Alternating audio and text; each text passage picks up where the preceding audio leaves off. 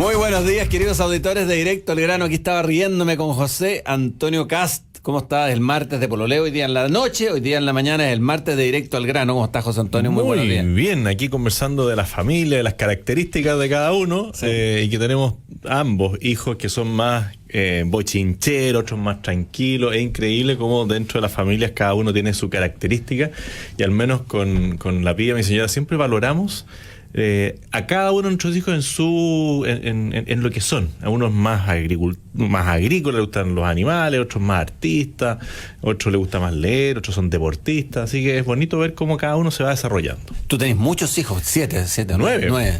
Sí, nueve hijos, es un familión, pero es muy entretenido. Y gracias a Dios hemos podido tener la posibilidad de tenerlos a todos. Y José bien. Antonio, ¿todos te apoyan en esta travesía política? ¿Les afecta a ellos lo que se publica de ti, lo que te pasa cuando te violentan o cuando te tratan de, no sé, de agredir en distintos lugares públicos como las universidades? ¿Hay algún rechazo de tu familia, de alguno de tus hijos, a que tú tengas una vida pública? Lo hemos conversado varias veces. A algunos, claro, les cuesta un poco más, porque también hay miradas distintas de cómo uno enfrenta un determinado problema, pero en términos generales te diría que todos valoran el trabajo que hacemos, porque esto lo hacemos con la Pía y en parte con la familia. Todos aportan un grano de arena, así que tenemos una buena armonía familiar. Y las veces que han habido agresiones, que fue la vez que fue en el sur, ¿no es cierto?, lo conversamos abiertamente y llegamos a buenas conclusiones familiares. ¿Y hay hijos tuyos que sean más liberales de lo que a ti te acomoda, por ejemplo, o que de alguna manera desafíen tu conservadurismo? Que digan que en realidad los tiempos cambiaron, que la juventud es distinta. Es que ya son todos grandes, entonces cada uno tiene opinión propia, y generalmente nos juntamos todos, casi todos los domingos, en torno a la mesa, en torno a un picoteo, y sí, se van generando conversaciones, y no todos piensan en todos los temas igual que yo, pero en la base, en la raíz es la misma. O sea, todos defienden el sentido del valor de la persona, todos tienen miradas o aproximaciones distintas en temas valóricos, como puede ser el tema de la orientación sexual de una persona, como puede ser, no sé, en distintos temas, pero yo creo que se enriquece. ¿Le afecta, por ejemplo, tus apariciones públicas donde eres fuertemente criticado, cuando tú criticas fuertemente alguna postura de alguien, alguna idea, no a la persona? A ver, al principio sí, pero yo creo que fueron tomándolo como las críticas de quien viene, y tienen claro que las redes sociales son distintas en cada uno de los manejos. O sea, una cosa es Facebook y Instagram, otra cosa es Twitter, y yo creo que así como yo bloqueo a los que insultan por Twitter, ellos como que se desconectaron de Twitter. ¿Tienen más bloqueados que seguidores? Ellos no. Tú. Ah, no, para nada. No, yo debo tener, no sé, un promedio, ¿cuánto tendré? ¿Unos 10.000 bloqueados? Ya, ¿no? sí, ya. O 5.000, pero se lo merecen. ¿Para qué me dicen feo? Bueno, estamos en Directo al Grano. Sí, yo me siento buen mozo. Les quiero comentar a nuestros editores que vienen incorporándose al panel de hoy día, don Carlos Maldonado, ex ministro de Justicia y presidente hoy del Partido Radical. Así que don Carlos Maldonado, Carlos, aquí en este panel. Muy buenos días, muchas gracias por compartir con nosotros. Muy buenos días, muchas gracias por la invitación, Gonzalo. José Antonio, buenos días. Muy buenos días, vamos a hablar de PR. Eso es lo que estamos tratando de evitar. De PR, Partido Republicano, Partido Radical. Vamos a usar el PLR. ¿Sí? el par. No era vamos Acción Republicana usted. Antes de ir directo al grano, comentarle a nuestros auditores que ya estamos conectados en el streaming de Radio Agricultura. Usted métase a Facebook, busque el programa Directo al Grano y puede compartir sus opiniones con nosotros ahí. Hay mucha gente ya comentando, y contarles que la aplicación en el Clientes es una manera directa para reportar cortes de luz y mucho más. Eso es lo importante, que ustedes vean cuánto más hay en la aplicación de Enel Cliente. Descárgala ya sea en Apple Store o en Google Play. Y si quieres darle un toque más auténtico a tu hogar, personaliza cada espacio a tu gusto visitando easy.cl. Encuentra la mayor variedad de productos a los mejores precios, estés donde estés. Bueno, vamos directo al grano, don Carlos Maldonado. Usted, me gustaría saber su impresión de lo que ocurrió ayer en Argentina. Argentina, ¿no es cierto?, se hizo las PASO, que son las primarias, se empobreció Argentina, la bolsa de valores llegó a bajar en dólares el 48%, esta es la segunda baja histórica más grande a nivel mundial que se conoce desde la depresión. Los bancos argentinos se transaban con un 55% caída. Claramente hay un pánico, es como un dualismo, hay un pánico entre el mundo inversor, el que da trabajo, el que da empleo, el que genera rendimiento, y la población, que decidió masivamente apoyar a la candidatura de Fernández. Entonces, ¿cuál es el análisis que hace usted o que haces tú, Carlos, respecto de lo que ocurrió en Argentina? ¿Está celebrando, el Partido Radical está celebrando el triunfo de Fernández? ¿Cuál es la posición? No, nosotros no nos sentimos identificados con el kirchnerismo, ni el peronismo, ni tampoco con el macrismo. La verdad es que el escenario político argentino tiene sus particularidades.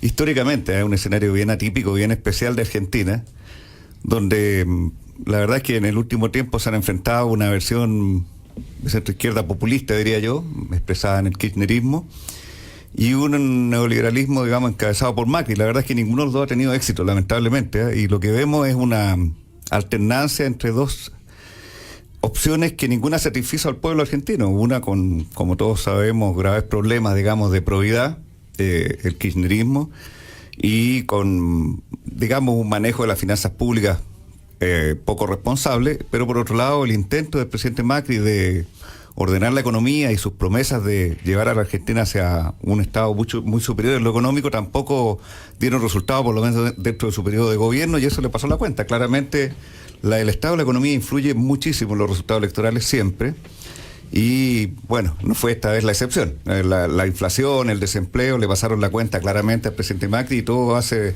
prever que muy difícilmente va a poder haber un cambio significativo de aquí a las elecciones oficiales, Carlos, que son en unos meses más. Es difícil cuando uno hace análisis, porque es verdad todo lo que tú dices, que en sentido la economía manda, it's the economy, ¿no es cierto? Es el bolsillo, los empleos, el trabajo, pero cuando un gobierno anterior ha fijado los precios de artículos e insumos básicos que ocupan todos, como la energía, por ejemplo, y después tiene que liberalizar los precios, el gobierno que entra, un gobierno de derecha que entra, tiene que sincerar la economía, liberar los precios, eso necesariamente genera inflación. Entonces da la impresión de que el pueblo no tiene ni los conocimientos, ni la paciencia, ni la cultura necesaria para comprender que hay que transitar por el desierto, y por lo tanto cuando llega el gobierno de Macri a reparar el daño, enorme daño que había causado por años el kirchnerismo, no alcanza el tiempo, no alcanza la paciencia, porque volver a sincerar los verdaderos precios relativos en la economía requieren ajustarlos hacia el alza y requiere generar inflación, y aparentemente los errores caros que comete la izquierda los paga en un periodo muy corto un gobierno de derecha que no alcanza. ¿Cuál es tu análisis, José Antonio Cast, de todo esto? Bueno, primero yo estoy sorprendido de las duplas que se armaron, porque si vemos a la dupla Fernández, el candidato a presidente, cuando uno ve los videos de cómo se refería a Cristina Fernández, uno dice, esto no puede estar pasando. O sea, esta persona que destruye en todos los videos a Cristina Fernández la tiene de dupla. Y por otro lado veo al presidente Macri cómo se refería a Pichetto como un operador político, como el que no tenía que volver al gobierno, y lo tiene como dupla. Yo creo que eso ya habla mal de la política argentina, de que dos personas que rechazaban la forma de hacer política de sus vicepresidentes los instalan. En el caso de Macri creo que es más grave, porque lo que está mostrando es que no tiene una línea política determinada. Por último, los Fernández dentro de su organización y sus disputas, bueno, es como hoy día aquí en Chile que hay colectivos dentro del Partido Socialista y al final terminan manejando sus diferencias. Pero si yo soy un presidente que quiero cambiar las cosas, que me presento con un proyecto político distinto y termino llamando al que yo rechazo, quiere decir que hago cualquier cosa por tratar de mantener el poder. Y eso lo encuentro lamentable y creo que refleja en parte el porqué del resultado en Argentina. Porque Macri no tuvo la convicción, no tuvo la fuerza de llevar adelante lo que él planteaba en su campaña. Y con preocupación veo a veces algo similar en Chile, de que cuando uno no gobierna con las ideas propias, cuando uno no enfrenta las situaciones con fortaleza y se empieza a dejar llevar por las encuestas, por el qué dirán, bueno, se producen resultados como el que estamos viendo en Argentina. Alberto Fernández, Carlos Maldonado, presidente del Partido Radical y exministro de Justicia, te quería preguntar, Alberto Fernández no reconoce a Maduro como dictador. ¿Para ti eso no te choca de alguna manera? Bueno, insisto, yo no me siento, digamos, identificado Pero ni ¿cuál es tu cercano opinión con política? el peronismo. En mi opinión política, en Venezuela hay una dictadura hace rato, digamos. ¿Ah? Claramente el intento chavista que partió por reivindicaciones de justicia social fue derivando en un autoritarismo exacerbado, y claramente en usurpación de poder a la Asamblea Nacional, persecución de opositores, encarcelamiento de opositores, y eso yo creo que está muy establecido, digamos, y todos los demócratas vemos, digamos, obviamente con rechazo lo que ocurre en Venezuela, y lo ha ratificado más la expresidenta Bachelet ahora en su rol como comisionada, alta comisionada de Derechos Humanos. Ha presentado un informe muy claro, digamos, que da cuenta de las graves violaciones de derechos humanos en ese país, así que sin duda que ahí ha derivado en una dictadura. Hasta Pepe Mujica, digamos, un presidente bastante icónico de la izquierda latinoamericana, lo declaró hace pocos días, ¿no? Que claramente ahí no se podía hablar de otra cosa que no fuera dictadura. Pero, Carlos, el Partido Socialista, que vamos a hablar un ratito más, el eje que ustedes conforman con el PP, ¿no es cierto?, el Partido Radical, el PPD, el Partido Socialista, y ahí con la Democracia Cristiana haciéndole cartas, enviándole quincho, haciéndole propuestas.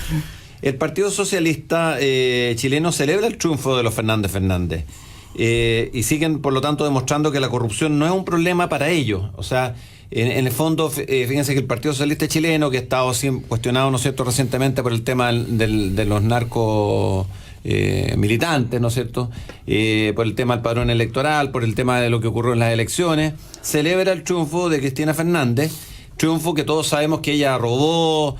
Todos sabemos que existen altas dudas de lo que pasó, ¿no es cierto?, con el fiscal Nisman, ¿cierto? La corrupción que hubo desatada, y sin embargo uno de los aliados de ustedes celebra, lo que demuestra que, a mi juicio, que nunca fue verdad esto de ser socialistas renovados. O sea, yo creo que ese fue un eslogan que no pasó de hacer eso. ¿Cuál es la opinión ahora de cara a Chile, cuando uno se asocia, por ejemplo, y tiene un conglomerado con gente que de alguna manera no es claro respecto a los temas de corrupción? A ver, mira, yo evidentemente esas preguntas te podría responderla mejor algún personaje del Partido Socialista, pero era la visión desde el Partido Radical. Nosotros estamos en una instancia de coordinación política con el Partido Socialista y con el PPD, que se llama Convergencia Progresista, y tenemos también un diálogo muy fluido con la Democracia Cristiana, que somos los partidos que formamos la ex concertación, que yo creo que todos estamos de acuerdo, tal vez hasta José Antonio, no sé, que son los 20 años los mejores 20 años de la historia reciente de Chile, de los últimos 50 años por lo menos, en términos de desarrollo económico, social, político, de libertad, etcétera, que fue el periodo de la concertación, los 20 años desde el retorno de la democracia. El Partido Socialista tiene una visión internacionalista propia de lo ve uno hasta en su logo, ¿cierto? Tiene el mapa de América Latina. Y es natural que ellos sientan corrientes de cercanía o simpatía con movimientos que consideran similares en el resto del continente. Pero en la realidad chilena, el Partido Socialista ha sido un partido muy responsable, es un partido severamente perseguido en la dictadura, tuvo muchas víctimas y sin embargo tuvo la grandeza y la capacidad política de aliarse con quien había sido su adversario antes, que era la Democracia Cristiana y el resto de los partidos de centro izquierda, para formar la concertación y darle gobernabilidad y progreso a Chile. Así que yo tengo el mayor respeto por el Partido Socialista chileno. Sí, José Antonio Castro, voy a hablar en mi calidad de calcetinero, como me dijo una vez el presidente del Partido Radical cuando yo aplaudía el triunfo de Bolsonaro. Y yo decía, ¿y qué es lo que es un calcetinero? Porque era un término como un poquito antiguo. Era como el que aplaudía, rabiara a su ídolo, no sé, un artista. Pero, a ver, yo comparto de que hay periodos de la concertación donde las cosas se hicieron bien, o relativamente bien, y se mantuvo un modelo que hizo progresar y desarrollar a Chile, y dentro de eso incluyó el gobierno de Patricio Aylwin, parte del gobierno de Frey y parte del gobierno de Lago, una parte inicial del gobierno de Bachelet, que yo creo que Bachelet 1 es absolutamente distinto a Bachelet 2, pero no incorporo dentro de ese proceso de progreso y de desarrollo de Chile Michelle Bachelet 2, porque fue distinto. Ahí ya no estaba, fue la concertación. No fue la concertación, y efectivamente apareció la nueva mayoría, porque después de Sebastián Piñera 1, la concertación no volvió con Michelle Bachelet y volvieron, entre comillas, aires renovados, entre los cuales estaba el ministro Arenas, el ministro Elizalde, la ministra Rincón, el ministro Peña del Lillo, que fueron uno a uno dejando el gabinete, y claramente el progreso que nosotros esperábamos que se diera en ese gobierno no se dio. Por lo tanto, hay una pequeña o gran diferencia con lo que tú planteas de que este es el mejor modelo que ha regido Chile. No. ellos administraron bien un modelo que se instaló de manera previa y que tuvo una institucionalidad que hasta el día de hoy, gracias a Dios, en Chile rige. Tenemos un Banco Central independiente, una Contraloría bastante independiente también, y una serie de superintendencias que permiten que este modelo en términos generales funcione y que ellos mismos durante su gobierno en gran parte mantuvieron. Le hicieron cambios que son absolutamente negativos, como la reforma laboral, la reforma tributaria, hicieron un intento de reforma constitucional. Yo no sé si el Partido Radical en eso concordaba con Michelle Bachelet, que quería llamar a una asamblea constituyente. No recuerdo cuál era la posición del Partido Radical en esa línea, pero fueron modificaciones que creo que terminaron afectando gravemente el desarrollo de Chile. Vamos a seguir conversando sobre esto y mucho más con Carlos Maldonado, presidente del Partido Radical, y también con José Antonio Kast. Estamos de vuelta en Directo al Grano conversando con el presidente del Partido Radical, PR, y con el otro presidente del PR, José Antonio Kast. Partido Los Republicanos. Digo. Me preguntan aquí por PLR, está bien. Yo estoy muy de acuerdo. Si Partido Los Republicanos. ¿Quiere darle PLR a Piñera? No, oye, no, dicen que no, la barra ahí detrás. Perdón, ¿qué está diciendo no, Carlos Maldonado en Acuña? ¿Usted quiere darle PLR a Chile Vamos? No, porque Chile Vamos está gobernando. No, para nada. Nosotros somos... Porque le he leído muchas críticas al presidente. Sí, claro, porque no se ha ceñido al programa que apoyamos nosotros, y eso para nosotros es grave, porque creemos que si nosotros mostráramos bien el programa que nos hizo ganar con el 55% del porcentaje electoral, podríamos identificar frente a la opinión pública a aquellos que no quieren que se gobierne con esas ideas. Y miramos con renuencia, por ejemplo, el tema de la reforma tributaria, el tema ahora de la jornada laboral, de las 40 horas que plantea la diputada comunista Camila Vallejos, y que hace que el gobierno de una propuesta de flexibilidad tenga que entrar a debatir con sus propios parlamentarios, que se empiezan a sacar fotos con la Camila Vallejos, cosa que yo no logro entender. Entonces, en ese tipo de cosas, claro, levantamos la voz y criticamos en base a lo que fue un programa de gobierno. Pero a nosotros sí nos interesa que al presidente Piñera le vaya bien y que el próximo gobierno siga siendo de este mismo color político. José Antonio Kast, aquí me preguntan por Facebook Live, se me perdió porque son tanto la gente que está comentando, que me preguntaban cuántos militantes llevan inscritos ya y cuántos faltan. A ver, vamos cerca de los 8.000. Faltan 10.000. No es fácil constituirse como partido nuevo, porque esto tiene que ser o bien a través de la notaría. Vladimir Orellana pregunta eso, ¿ya? Bueno, el llamado que le hacemos a todo el mundo es que vea en la página web del partido cuáles son los estatutos, y si suscribe lo que nosotros planteamos, se pueda hacer militante, ya sea a través de la clave única del CERVEL o bien en las notarías que tenemos anunciadas también en la página web del partido. Esperamos llegar a los 18.000 para convertirlo en un partido nacional. Yo no sé cuántos militantes tiene hoy día el Partido Radical después del refichaje. 33.000 aproximadamente. Claro, nosotros con 18.000 ya podríamos ser un partido nacional. A nivel de todas las regiones se va repartiendo proporcionalmente la cantidad de militantes que se tiene. Oye, bueno, pasando a otros temas, siempre cuando chicos a mí me enseñaban, dime con quién andas y te diré quién eres.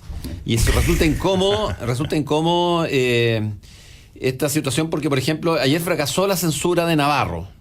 Y yo quiero saber qué opina Carlos Maldonado acerca de que permanezca en el cargo de presidente de la Comisión del Senado de los Derechos Humanos alguien que apoya la dictadura de Navarro, que apoya el genocidio de Navarro, que apoya los atropellos que se están cometiendo contra la población venezolana, y que en el fondo después de haber recibido Chile una cantidad impresionante de inmigrantes venezolanos, él se para en la frontera a alegar por los derechos humanos de los venezolanos en la puerta de Chile, pero no alega en contra de la violación de que esos que esas mismas personas están siendo víctimas en su país de origen, que es Venezuela. ¿No encuentra usted, Carlos Maldonado, que es una inconsecuencia que Adriana Muñoz, por ejemplo, el representante, no me acuerdo el nombre, de Revolución Democrática, La Torre, hayan apoyado que él continúe presidiendo la Comisión de Derechos Humanos que él no está dispuesto a defender para los venezolanos? ¿Cuál es la postura del Partido Radical o suya ahí respecto a este tema?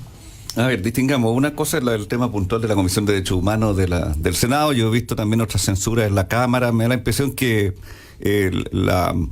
la visión de los parlamentarios que tiene que haber una situación particularmente grave para dar curso a alguna censura. Es lo que he visto en otros casos de censura para distintos colores políticos que ha habido. Pero Más allá de ese detalle, sobre el tema de Venezuela, claramente. No, es que me gustaría saber su opinión personal sobre sí. si debiera una persona que tiene esta característica, apoya la violación de los derechos humanos en Venezuela, presidir la Comisión de Derechos Humanos del Senado, debiera... Es que te voy a dar una opinión más de fondo. Yo creo que el tema de Venezuela y la mirada que se tenga sobre Venezuela va a influir en la configuración de las alianzas políticas de la centroizquierda para las elecciones del 2020-2021.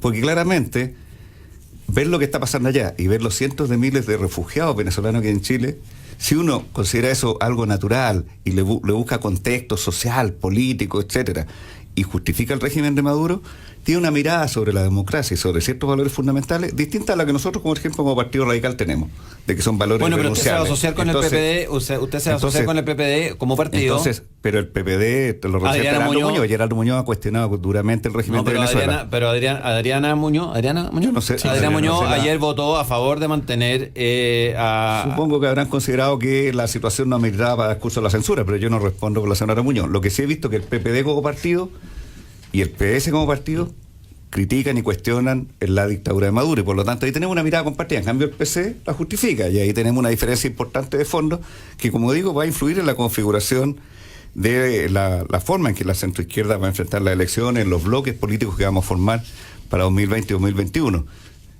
Yo dije pero no le genera a usted ninguna así urticaria o alguna molestia, alguna sensación de insatisfacción el hecho de que uno tenga que sacar al pizarrón a la UDI, por ejemplo, constantemente respecto a su apoyo durante el gobierno militar, pero no puede sacar al pizarrón, no se entiende esto, que no saquen al pizarrón a Navarro con su apoyo a Maduro. Es como, o sea, la población no entiende esta posición, que es como media ambigua, neutra. O sea, no les cuesta nada rechazar a la UDI por haber apoyado al gobierno militar, pero sí les cuesta mucho y son bastante ambiguos a rechazar a una sola persona, al senador Navarro, por presidir la Comisión de Derechos Humanos. Eso es lo que no se entiende. Pero eso la verdad que tendría que pedirle explicación a las personas que votaron ahí. Yo desde fuera lo que veo es que en general no le dan curso a la censura, salvo que sean situaciones muy graves, digamos. Pero claramente el régimen de Venezuela nosotros lo rechazamos claramente, insisto, al punto que seguramente las posiciones sobre Venezuela van a influir en cómo se reconfigure la centroizquierda para el 2021. ¿Usted hubiese estado en esa comisión, que hubiera votado? Yo estoy en la presidencia del Partido Radical y yo rechazo la dictadura de Venezuela y rechazo cualquier justificación de las violaciones de derechos humanos. Especialmente, o sea, todas, independiente del color político. Rechazo la dictadura de Pinochet como rechazo la dictadura de los Castro en Cuba. Pero si hubiera estado integrando esa comisión. No lo sé, es que no estuve, pues entonces no respondamos a esa hipótesis. Pero sí, como presidente del partido voy a estar en la configuración de los bloques políticos que va a presentar para Chile el 2020-2021. Lo dijo José Antonio Kast. Él dijo, me parece que fueron muy buenos en general o bastante buenos, no pretendo interpretarlo, lo escuché acá recién, los gobiernos de la concertación. Algunos. No les gustó el gobierno de nueva mayoría, pero no fue lo mismo. Concertación fue una cosa, nueva mayoría fue otra, y nosotros, y por lo menos como presidente del Partido Radical, vamos a tratar de impulsar una alternativa de centro-izquierda, progresista, que claramente comparta ciertos valores fundamentales, entre ellos el respeto irrestricto a los valores democráticos, en Chile y el mundo, y ofrezca crecimiento económico y justicia social, que fue lo que hizo la concertación en el pasado y que es lo que vamos a ofrecer nuevamente a Chile en los próximos desafíos electorales. María Cecilia Villalobos, antes que intervenga José Antonio Kast, dice: a los partidos de la nueva mayoría del Congreso solo les interesa mantener el poder a cualquier costo. Y Lucía Peña Almazábal dice: todos a inscribirse por José Antonio Kast. Héctor Vergara dice: no sé qué tanto color le dan a Navarro, si es un títere a Maduro, y la verdad que también de izquierda. Víctor Manuel Palacio dice: debería salir Navarro no solo de la comisión, también del Senado. Y Pedro Lascano le pide a Carlos Maldonado que conteste la pregunta, pero yo creo que la contestó. El que calla otorga, y de alguna manera está incómodo, no lo puedo presionar más. Le pregunté varias veces. Pero es que, como si te preguntara, ¿qué harías tú si fuera presidente del Partido Radical? Yo responde, tú tienes un rol, yo tengo otro, yo no estoy en el Senado. A ver, yo creo que sería interesante. No sé los detalles de lo que se discutió hoy en la comisión. Sería interesante saber lo que opina el senador Guillé, que fue el abanderado del sector de Carlos en las últimas presidenciales, que le costó mucho en su momento decir que en Venezuela había una dictadura, porque en los debates se enfrentaba a este tema y le costaba mucho decir, oiga, aquí en Venezuela hay una dictadura. Al final lo dijo, como un poquito forzado. La que nunca le sacamos palabras respecto de eso era Beatriz Sánchez, y en eso yo entiendo que aquí se está buscando un conglomerado que excluya al Partido Comunista, que tiene una mirada respecto de Maduro y las dictaduras de izquierda, y aparte del Frente Amplio, que también son partícipes de ese grupo que se reúne en torno al Foro Sao, Sao Paulo. Sí decir que en el caso del senador Navarro, y por qué a mí me gustaría que en el próximo Senado no esté presente el senador Navarro, y no es una persecución hacia él como persona, sino que esas ideas no estén representadas en nuestro Congreso, porque a mi juicio lo que hizo él al firmar la resolución final del Foro Sao Paulo es vender la patria. Porque él firmó una resolución que decía que Bolivia tenía todavía derecho a salidas al mar y que Chile estaba en deuda. Y eso lo firmó el senador Navarro y un diputado del Partido Comunista. El Partido Comunista salió como a defenderse, a decir, oiga, no, mire, no es tan así, nosotros no creemos en eso. Pero el senador Navarro lo hizo conscientemente. ¿Por qué? Porque a él le interesa que al señor Evo Morales le vaya bien en su reelección indefinida en Bolivia, y esto se supone que le da fuerza al discurso de Evo Morales. Entonces, ¿qué hizo Navarro? Privilegia la instalación de una especie de señor feudal o reyesuelo en Bolivia, firma esta resolución para darle apoyo, para que Evo Morales pueda decir, la gran República Bolivariana representada en el Foro Sao Paulo está con nosotros y Chile todavía tiene una deuda con nosotros. Y eso lo firmó el senador Navarro. Y eso para mí es gravísimo. Y eso debería dar pie a que la senadora Adriana Muñoz, que el senador Latorre, y que los otros parlamentarios que tuvieron un rol en la presidencial, Carolina Goich, Alejandro Guillé, que estuvieron en la papeleta presidencial, se pronuncien. Si no le puede salir gratis decir que a él no le importa que es el Foro Sao Paulo y él firmen una resolución como esa. Eso es inaceptable. También inaceptable que haya estado en la frontera de Chile-Perú pidiendo a la alta comisionada de los derechos humanos que venga y mande a alguien y después se vaya a abrazar con Maduro. Eso es inaceptable. Pero lo otro es absolutamente contrario a nuestra Constitución, a nuestras leyes y a los tratados internacionales que ratificaron que Chile no tiene ninguna deuda pendiente con Bolivia. Pasemos a otro tema. Yo estoy súper de acuerdo con eso, la gente sabe. Pasemos al tema de las políticas públicas, don Carlos Maldonado. Mi opinión es que aún sin mayoría parlamentaria... Pero seamos equitativos, seamos equilibrados, Gonzalo.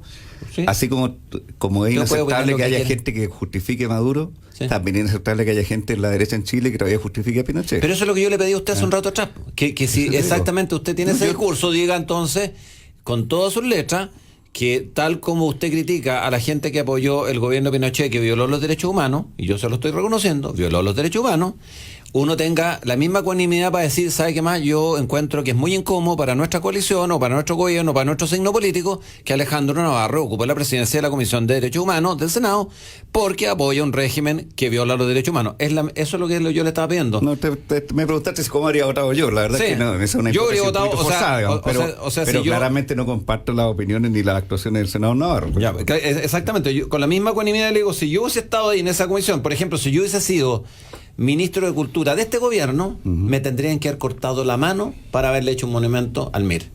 O sea, yo no firmo el documento, no firmo.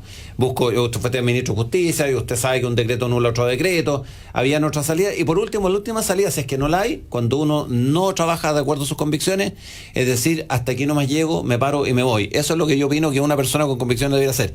Pero le invito a hablar de otros temas. Fíjese que aún sin mayoría parlamentaria, yo creo que el peor error que puede cometer este gobierno es darle el gusto a las ideologías de extrema izquierda. Si al avanzar lo hacemos zigzagueando en la dirección que ellos apuntan, más temprano que tarde vamos a lamentar, como lo está lamentando Argentina, que está hoy día knockout. ¿Y por qué te digo esto, Carlos Maldonado? Porque está el tema de las 40 horas. Y me gustaría saber cuál es su opinión respecto de la factibilidad de aprobar un proyecto u otro. Acorralado el otro día en un programa de Radio Amiga, un diputado de Renovación Nacional, para que vea que estoy diciendo cuánio y estoy hablando del sector político que yo me siento más identificado, Gonzalo Fuenzalía, acorralado por el periodista, dijo, al final tuvo que decidir y dice que él se inclinaría por el proyecto Camila Vallejo. El senador Sondón y su hermana diputada Sondón se inclinan por el proyecto de Camila Vallejo. El gobierno comete un tremendo error comunicacional y le meten un golazo a Camila Vallejo, un golazo de media cancha, con un proyecto que en el fondo no tiene ninguna viabilidad de técnica, que no hay ningún estudio que lo respalde y que pone la carreta delante de los bueyes. Esa es mi opinión. Yo quiero saber su opinión respecto a ese proyecto. ¿Cuál se queda con el proyecto del gobierno? ¿A cuál le ve más méritos? ¿A cuál de los dos proyectos? Mira, yo he conversado este tema con varios economistas porque estos temas son importantes desde el punto de vista del empleo, de la calidad de vida de los trabajadores, pero también de la marcha de la economía y como digo, del efecto del empleo. Y lo que me han dicho los economistas de centro izquierda con los que yo he conversado el tema, varios de ellos muy destacados, ustedes saben que hemos gobernado 24 los últimos 30 años, tenemos varios exministros de Hacienda, es que tanto la reducción de la jornada laboral, que es una cuestión que haya planteado el mismo el actual presidente Piñera en su campaña, habló en ese tiempo de bajar de 45 a 42, así que no es una cosa que sea sorpresiva esta idea que anda dando vuelta de bajar la jornada laboral. La reducción de jornada laboral se ve como algo positivo, y también los economistas ven como algo positivo la flexibilidad y la adaptabilidad, pero poniendo una luz amarilla, entre amarilla y roja, digamos, con el tema de los resguardos a los trabajadores en términos de que esa flexibilidad y adaptabilidad tenga mecanismos que permitan que la negociación sea asimétrica, porque la verdad es que hay asimetría natural en las relaciones laborales. Eso, por algo existe el derecho laboral, por algo existe, digamos, una serie de normas de protección a los trabajadores para tratar de atenuar o compensar la natural asimetría de una relación laboral. El problema de la flexibilidad, que es una palabra que suena bien y que puede tener bondades para la economía y la productividad, es que si no se legisla con los resguardos adecuados, puede transformarse en una fuente de mayor desprotección a los trabajadores, donde el empleador le diga: mire, usted va a trabajar, no sé, 11 horas diarias de lunes a jueves, si no le gusta voy a buscar a otro. Entonces, ese es el tema que tenemos que mirar con mucho cuidado. O sea, es decir, nosotros vemos digamos, como todo Chile, porque aquí los dos sectores políticos están de acuerdo en bajar la jornada, en reducirla, para mejor calidad de vida y más tiempo libre para los trabajadores, pero también no descartamos el tema de la flexibilidad, pero sí lo condicionamos a que haya los mecanismos adecuados que resguarden que la negociación sea simétrica, porque si no se va a prestar para mayor desprotección, mayor precariedad del trabajo, y ese es el riesgo que existe. Bueno, primero yo quiero mostrar aquí la foto de Gonzalo Fuenzalía, a quien conozco y que no dejó de sorprenderme cuando se saca esta foto con Carol Calliora y Camila Vallejos, sonriente por el tema de las 40 horas. Con las mismas que, interpeladas por una periodista que es Jimena Rincón, y le preguntan cuáles son sus antecedentes, Mónica Rincón, consultada por ella, cuáles son los antecedentes para dictar para presentar este proyecto de ley, dicen que no tienen ninguno.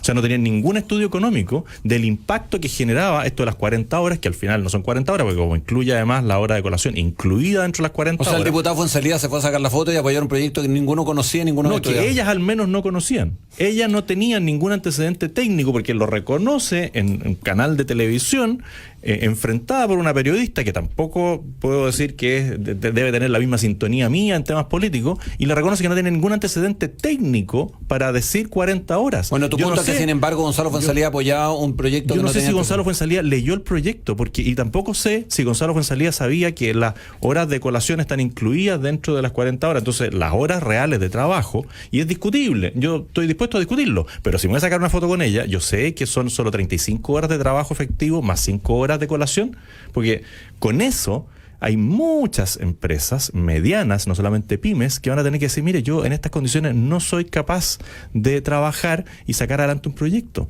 Y cuando estamos hablando de una economía que está en crisis, porque hoy día lo que tenemos en Chile es una crisis, y no es solamente por efectos internacionales, es porque tenemos un Congreso que rechaza rebajar los impuestos, tenemos un Congreso Perdón. No. Necesito la pausa, pero tenemos un Congreso que me hacen así. Tenemos un Congreso que claramente no va en la línea de que la gente eligió cuando votó en un 55% por Sebastián Piñera, y un gobierno que no es capaz de pararse firme frente al Congreso y decir: mira, este es mi proyecto, y a ustedes los voy a hacer responsables por el fracaso de la economía de este país. Y eso es lo que está pasando aquí también en el tema de las horas de la jornada laboral. Este proyecto, como fue presentado por la izquierda, por el Partido Comunista, es una irresponsabilidad, es una especie de demagogia. ¿Quién no va a estar de acuerdo en trabajar menos y ganar lo mismo? Todo. Pero que no es trabajar menos y ganar más, te lo voy a explicar por qué a la vuelta de comerciales. Quiero también saludar a... Estamos de vuelta en Directo al Grano, conversando con José Antonio Cast y con Carlos Maldonado, presidente del Partido Radical. Yo quiero leer de presidente a presidente. Sí, de presidente de PR a PR. A PLR. Por favor, PR hay uno solo. PLR también hay uno solo. PLR está ahí.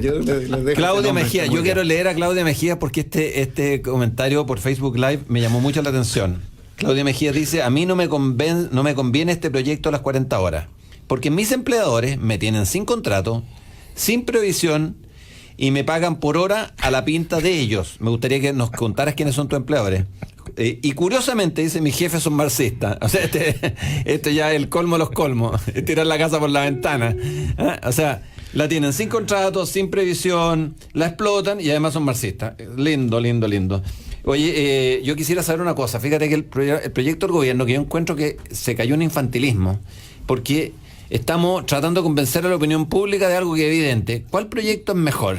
Entonces, y todo gira en torno a si trabajamos menos. Entonces, mira, yo en realidad también ofrecí 41 horas. Lo que pasa es que las ofrecí antes, como un promedio de 180 horas. El gobierno está tratando de empatar el proyecto en la opinión pública y no realmente hacer lo que... O sea, están tratando, tienen un buen proyecto de ley que es de adaptabilidad, que es de flexibilidad, que va a permitir crear empleo, porque hay mucha gente que hoy día se emplearía por 4 horas, como el adulto mayor, o por 5 horas, como estudiantes, o como gente que podría tener un segundo trabajo. O sea, la flexibilidad apunta a intentar tener la mayor cantidad de oferta de trabajo posible para que la demanda de trabajo encuentre lugar. Bueno, pero hay un tema ahí, que las 41 horas se logran, Carlos Maldonado, con un promedio trimestral.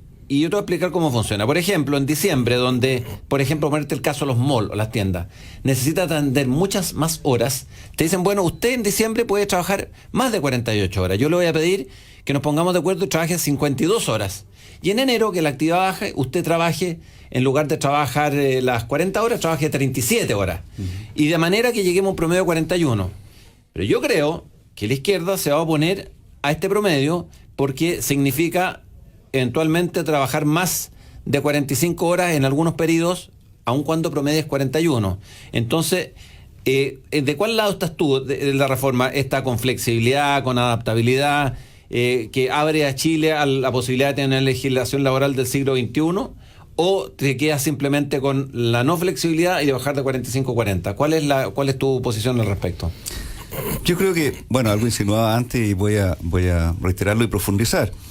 Yo creo que la reducción de la jornada laboral es algo que goza de consenso, digamos, en cuanto a disminuir la cantidad de horas semanales.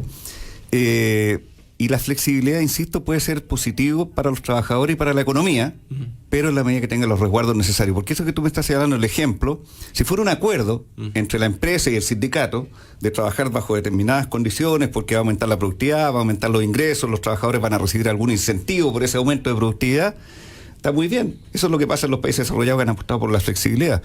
Pero si va a ser simplemente una imposición del empleado, que decir, ustedes van a trabajar, no sé, 3 horas diarias en diciembre y después me da lo mismo lo que trabajan en febrero. El proyecto de ley me lo aclaró el subsecretario, que el proyecto de ley lo corrigieron en el sentido que esto no es una imposición del empleador, esto es por acuerdo. Sí, pero lo que no está, pero por acuerdo entre quiénes. Sí, entre el trabajador y el empleador. Es que el trabajador no tiene la misma fuerza que el empleador. Mira, déjame plantear esto. O sea, ustedes solamente lo apoyan si es a través de la vía sindical. Es que eso es lo que hacen los países desarrollados que tienen flexibilidad, porque si no la relación es muy asimétrica. La relación es muy asimétrica. Por eso que tiene que haber resguardos que... Mira, el tema, la respuesta no es fácil, pero si no hay resguardo, lo que se va a transformar es que el empleado va a decir, yo quiero esta jornada y si no les gusta, se van. ¿Qué pasa con el trabajador independiente? Entonces, pensemos en todos los taxistas. Ellos van a trabajar No, bueno, pero eso es otra cosa. Ellos no piensa en una, te la pongo más fácil. Piensa en una clínica que trabaja 24/7 y que tiene turnos todo el año. Pero déjame terminar, por favor, una idea nomás. ¿Sabes lo que también, insisto, yo converso mucho con los economistas, porque si uno quiere tener responsabilidades de gobierno, tiene que tener claro que la economía es clave y que hay que dar respuesta a las necesidades de la población en todos los aspectos, digamos, sociales, culturales, pero también económicos, de empleo, de calidad de vida, de ingresos. Hay un problema en Chile con las remuneraciones y la participación de los trabajadores en las utilidades de las empresas.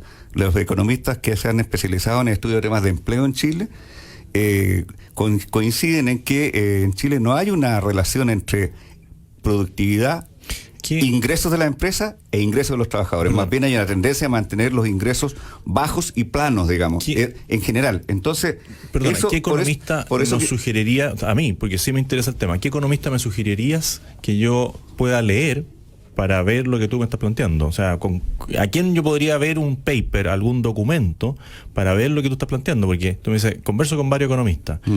Si es Manuel Riesco o si es la Fundación Sol, claramente no es mira, los economistas con lo que yo converso son los economistas destacados de la centroizquierda, insisto, economistas que han sido ministros de Hacienda. Sabemos que cuando el gobierno presentó este proyecto, hubo una carta en la prensa de Eduardo Engel, de Andrea Repeto, de Rodrigo Valdés, diciendo que les parecía que la flexibilidad era una cosa que era necesaria para la economía nacional. Lo que nosotros decimos desde el punto de vista político, y conversando, insisto, con economistas especializados en temas de empleo, es que flexibilidad Sí, pero con resguardo para que no sea imposición del empleador. Porque si tú me dices tiene que haber acuerdo, claro, pero si el acuerdo es 1 a 1 entre el empleador y el trabajador, sabemos quién tiene la fuerza en esa relación. O sea, ustedes quieren 100% sindicalización. Y me pregunta aquí el Beto, que está al otro lado, me dice, puede ser resguardo. y las pymes que no tienen sindicato. Tendrá, bueno, el ministro Mon que tiene tarea ahí de ver cuáles son los mecanismos que eviten que la pyme también. Hablemos de realismo. Si tú mismo leíste el Twitter de una persona que dice me pagan cuando quieren. Sí. Y me pagan lo que quieren y me hacen trabajar lo que quieren. Eso tenemos que evitarlo. Hablemos de realismo. Las pymes no tienen la posibilidad de formar un sindicato. Son empresas. Los sindicatos tendrá que haber otro resguardo a través de la inspección del trabajo, que el acuerdo, no sé, tendrá que haber algún mecanismo que resguarde, pymes, que no sea imposición. Veamos que en el caso de las pymes, el proyecto de Camila Vallejos, lo que va a hacer literalmente es que muchas de esas pymes tengan que o automatizarse, robotizarse, no tienen capital cerrar. Para eso. Y si no tienen capital para eso, van a tener que cerrar. Y esa es la realidad. Y por eso esto requiere también una gradualidad. O sea, lo que hace el Partido Comunista decir, mira, esto a partir de mañana es una irresponsabilidad.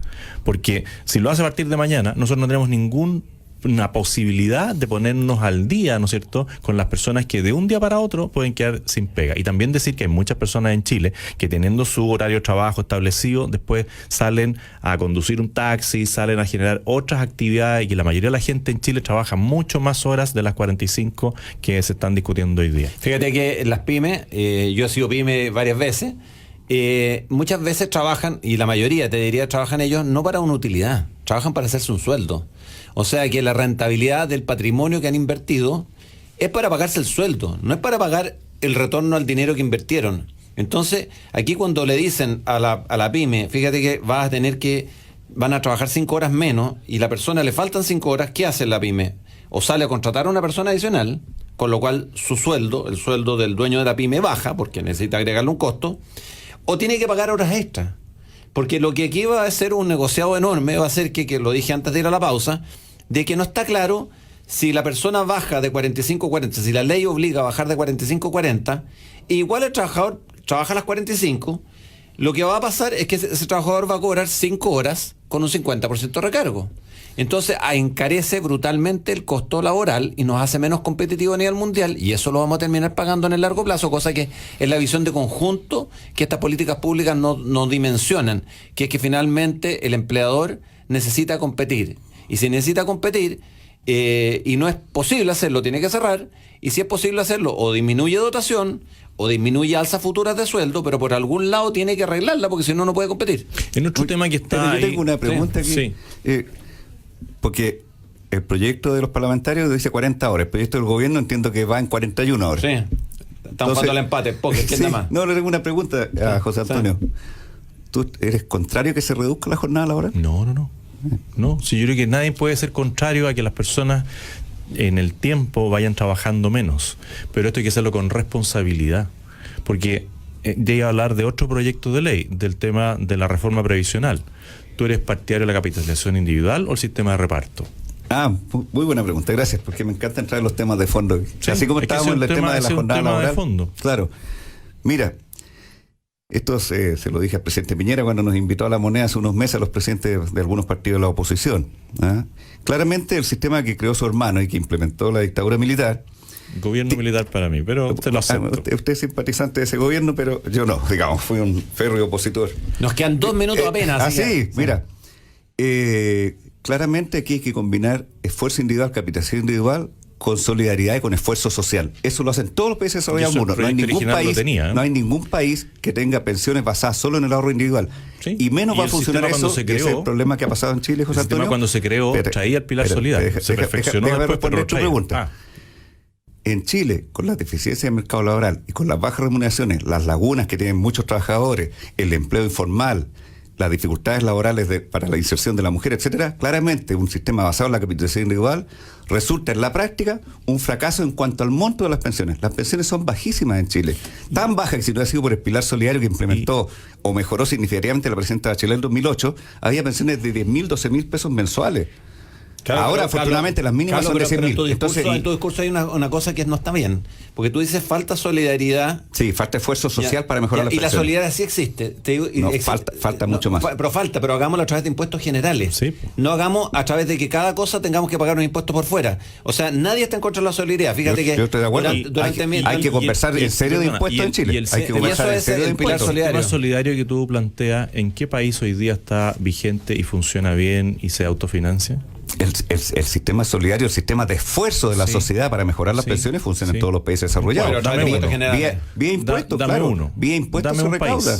Pero en todos los países desarrollados. José Dime Antonio. uno. Pues Alemania, Francia, Ya. Estados Unidos, Pero Dinamarca, pero ninguno- Holanda, pero en ninguno- todo, en pero- todo. Mira, le apuntaste a Dinamarca, no, pero que no, es señor. capitalización Vía individual. impuestos. Y No, Noruega, no, y Suecia. Está equivocado. Vía impuestos, esos países redistribuyen. Sí, pero ¿Y impuestos cuánto generales, le descuentan no? a cada Impuestos persona? generales. ¿Qué Obvio. porcentaje? Hay más alto que en Chile, porque una sí. de las trampas que tuvo la dictadura fue poner un 10% para que la gente pensara que Tú- le iba a y ir tú mejor creías con que eso, con un ganaba más líquido, 20%, pero cuando no había nada en Chile, porque no había nada, y eso es algo que ustedes no dicen, la persona cuando llegaba a los 60, 65, salvo que estuviera en las cajas o en algún medio de presión, el obrero, era el el sistema empleado antiguo. no Yo tenía estoy diciendo que ni vuelva al una- sistema ni antiguo, una ¿ah? previsión. ¿Pero qué dices? Entonces tú decías que ahí había tú que defiendes subirlo la del AFP, 10, yo te he leído a ti el defendiendo la capitalismo, AFP. Te he leído a ti defendiendo la AFP. Mira, La yo AFP, me alegro la que gente tú la hayas rechaza dicho. completamente. Oye, Sí, ojalá sí, el programa mira, hubiera podido durar 2 horas hoy día, pero me nos tenemos alegro, que ir. me alegro. Auditores, el José Antonio Cat reconocimiento- defiende la AFP, ténganlo claro ustedes, Yo también, jubilados, y eso es como pensionados de eso- Chile eso que es como viven un en la aviso- pobreza. Y eso es como un aviso comercial de último minuto. No, o te sea, estoy cuando diciendo me porque tú decís estás defendiendo la calcetinera. AFP, No, pues. yo lo que te Tú estoy estás diciendo es que me defendiendo la alegro que hayas reconocido que la capitalización individual es un parte de un logro sistema. importante. No, yo no Y reconozco eso. ya Digo que es parte no. necesaria del sistema, No pero no tenemos- es lo único, no basta, no es suficiente. Pero ya, Nos tenemos- ya diste un paso. Nos hacia tenemos que ir, el Beto nuestro- nos está nuestro- cortando no hasta el ningún volumen, paso nos sería. tenemos Tú que ir. deberías ver la Agradecerle a realidad. Carlos Maldonado haber venido hoy día, también a José Antonio Casi, a todos nuestros auditores que inundaron masivamente, no pude leer mucho de los mensajes que nos enviaron, y dejarlos conectados porque ya viene en Radio Agricultura La Mirada Libero con Magdalena Olea y sus excelentes panelistas. Quédense y a José les Antonio Cast. recomiendo la columna Mano Dura de José Antonio Cast en el libro hoy Yo la día. leí, Muy bien. yo la leí hoy día. Así que muy buenos días a todos ustedes y nos vemos mañana en otra edición de Directo al Grano. Buenos Muchas días. gracias. Gracias.